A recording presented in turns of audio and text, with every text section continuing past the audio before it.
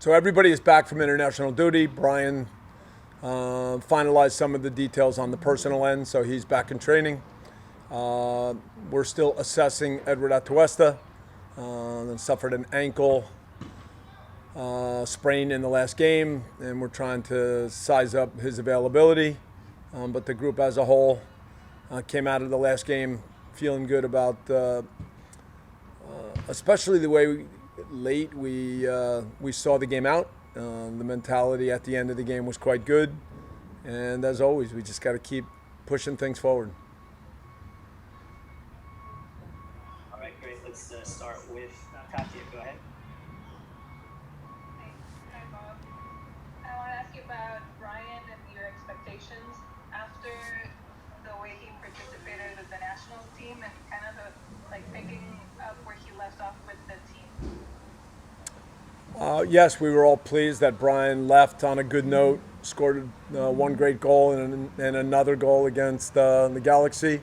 There are some little things that we still showed him in video the last 2 days defensively where he needed to be better against the Galaxy. So we see the pluses, but we're still trying to develop the complete player.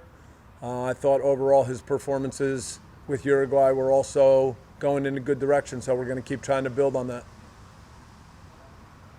And then the second one for me, in terms of the grind, the mentality that the team has shown, what have you liked and what have you seen of what changed to see what we're seeing from them now?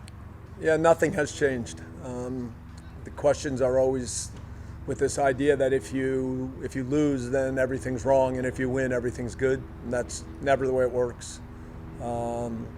Throughout the season, there's been a lot of pluses. We've tried to continue to grow as a team.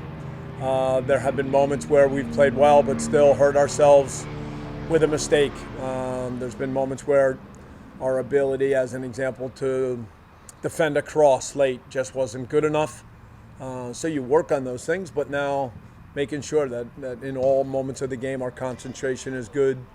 The reactions of players are good. I think we've seen a better effort of the team in moments defensively when we have to run harder in transition. So those are small details that we keep trying to improve. Thanks, Katya. Go ahead, Max. Thank you, Seth. Thank you, Bob. Two questions, Bob. First one, what have you seen from Edwards' leadership qualities during the last couple games as he's had the captain's armband? What has impressed you about what he's been able to do on the field in that capacity? We've been working on Edwards' leadership for really the last 2 seasons. It's a role that he feels he can grow into, that he feels that he has pluses as a leader. We would all agree. And leadership is multifaceted. It's in the right time speaking, organizing, that part of it, but it's also making the right decisions. I spoke to him after the Kansas City game where I emphasized that late in the game. I thought there were a few moments where he was thinking more about himself than the team. So the process of becoming a real leader in a team is over time, understanding situations, understanding the score, what the situation of the game is all about. And I think Edward's trying really hard to put all those things together. And Bob, second question. Obviously, Chicho scoring 2 goals is really impressive, but his hold-up play, and you mentioned it after the game, as impressive in many ways, how strong he is. Just having a player that's able to, with his back to goal, kind of lock in and hold that play up, what does that mean for your team, and how different does it help you in attack mode for the club?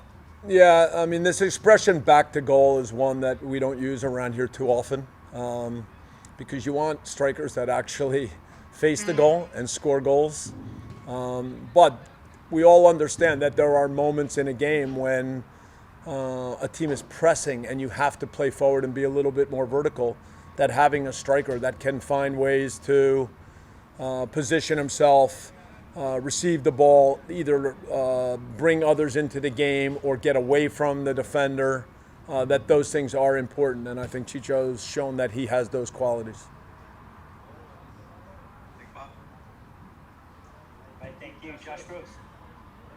Thanks. Bob, on Edward, there was an exchange late in the match where he got on in Kim's, not face, but really sort of worked him over with some language. Is that something you expect from your captains, your leaders? What did you make of that moment in particular?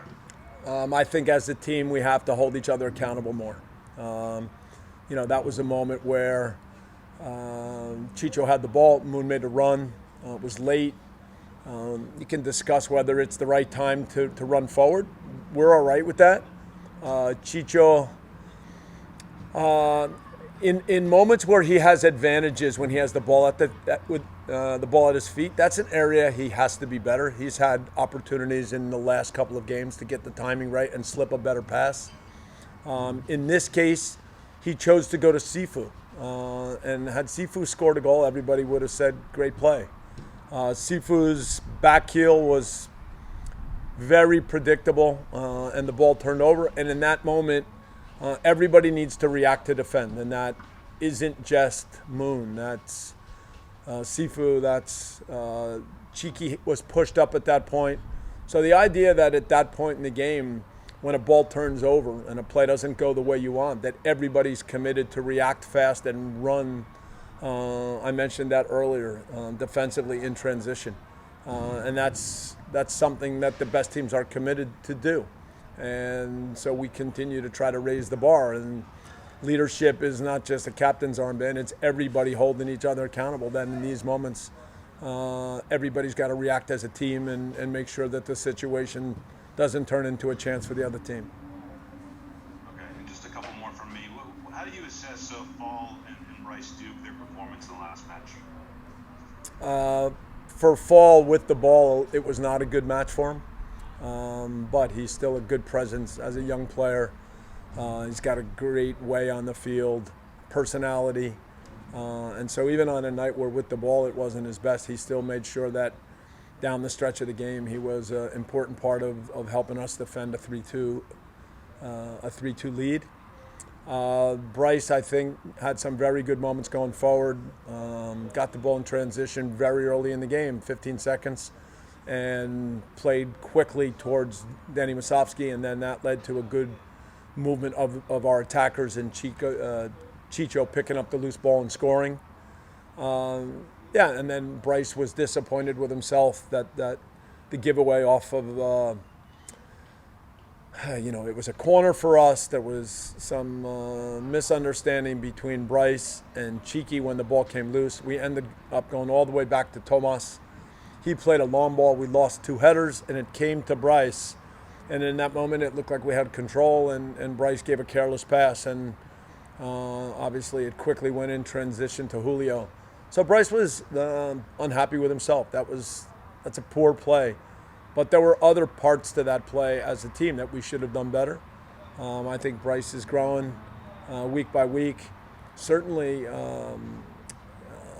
in some of the attacking moments going forward where we find him with the ball, his ability to make a final pass or sometimes to finish the chance himself, those are things that we think can help us.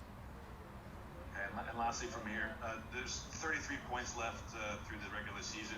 Do you have a number in mind of what you guys need to hit or reach? Is that something you put to the team, like we need to get to this mark, anything like that? 33. Thank you, Bob. All right, we'll just have time for a few more. Andy, so go ahead. Hey, well, how you doing? Good. Bob, over the 4 years LAFC's existence, there's been a decent amount of turnover in there. I just want to know what's behind the move to bring in another keeper, and if that means anything in particular for Tomas and Pablo going forward. It's the end of the year, and to have some depth, it's important. Pablo yesterday had to have a minor procedure done where he fractured his nose last week. So we'll actually use a pool goalkeeper as the backup in this next game and maybe the next 2 games. Jamal is a keeper that we've observed, but obviously to get to know him, you need to see him day in and day out. So we'll see what that looks like when he's in training. He's arrived but hasn't trained with the team yet. There's some protocols that need to be followed. But as always, there's a part of making sure that as we go down the stretch that we have all situations covered.